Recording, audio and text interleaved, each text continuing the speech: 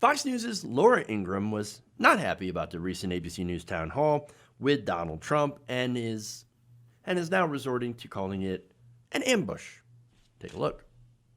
These people voted for you last time around. Some voted for Hillary Clinton.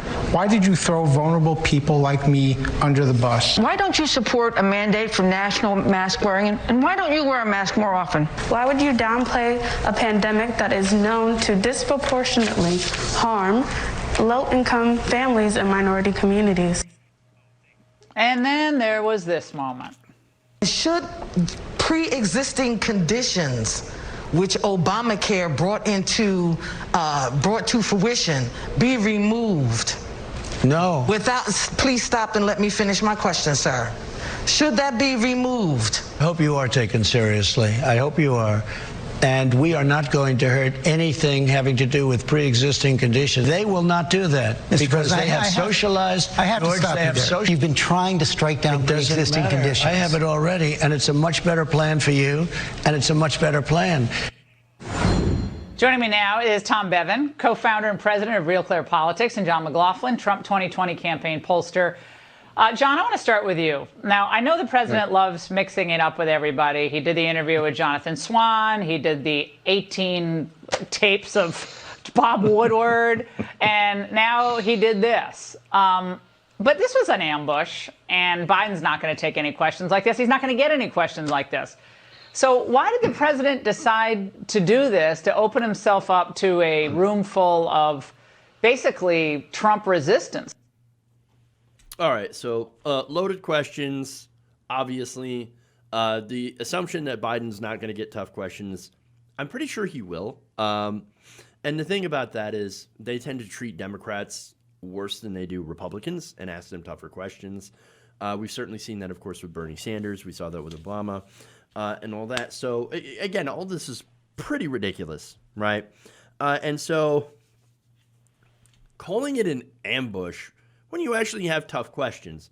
And again, I don't see anything wrong with those questions. He's the commander-in-chief. He literally did downplay the virus. That's a fair question. That's a fair question. And so, I mean, especially when you look at what Americans are actually concerned about and, you know, how they feel about the virus. In fact, according to most recent polls, the top issue in the 2020 election is the economy, followed immediately by coronavirus. In fact, coronavirus is 20%, according to this poll. Criminal justice and policing, 16%. Race relations, and, of course, the economy. Now, the economy is also really important, and it's related to COVID because we are in the middle of a recession. The economy question does not look good for Donald Trump, even though for some odd reason, and I don't understand why, it's probably as a result of terrible media. But still, more voters tend to rank Donald Trump as better on the economy, which, again, doesn't make any goddamn sense. We're in the middle of a recession, and the thing that Donald Trump had done the most was cut taxes for the rich. Doesn't make any sense. Doesn't make any sense. And look, Trump's response to it, as well as Congress, is a reason why the economic hurt has continued. Had we gotten in control of this virus earlier, and you know this is on Trump really, businesses could have opened up sooner. People could be more, people would be willing to spend more money because they'd have it. And by the way, speaking of people having money, had Congress not taken so many vacations and agreed on a spending plan, a stimulus bill, then people would actually have money to spend. And so as a result of, again, the president as well as Congress's basically dereliction of duty. And I think that's a fair way to point it, to paint it here.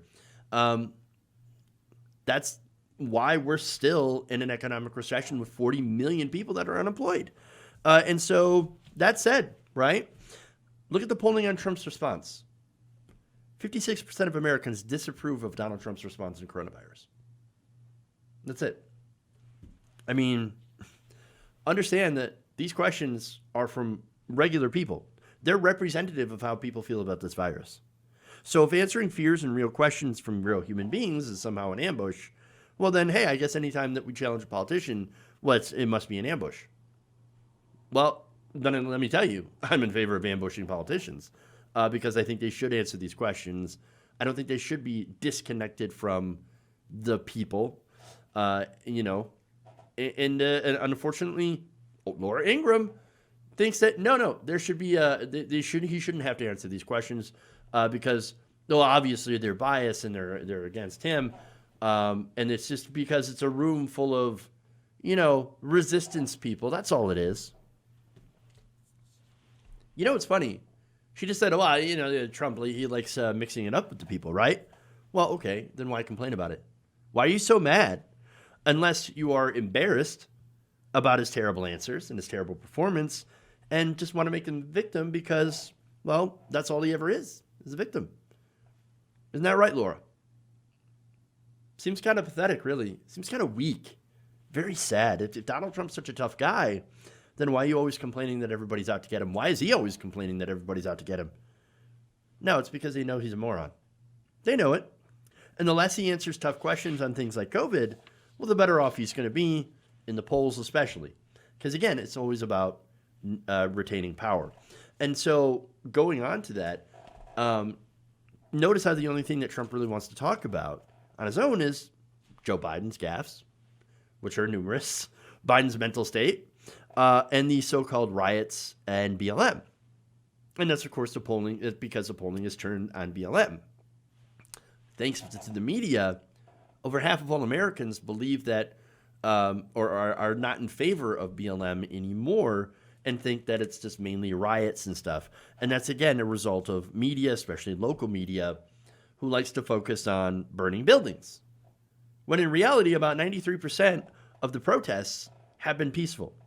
And in the rest, in many instances, right-wing provocateurs and police ended up instigating that violence. But the riots, they're all they want to talk about on Fox News, right? It's either the riots or how dare people ask Donald Trump a question. And here's what's funny about all that stuff, right? I mean, considering the unrest in a lot of these cities, the protests, that happened under Donald Trump. The recession happened under Donald Trump. All of this is happening under Trump's watch. Maybe Trump has to answer for that because he's president. But of course, reality, facts, they don't matter to people like Donald Trump and for people like Laura Ingraham, who will continue to call everything super, super unfair and biased. She's just another snowflake, just another victim.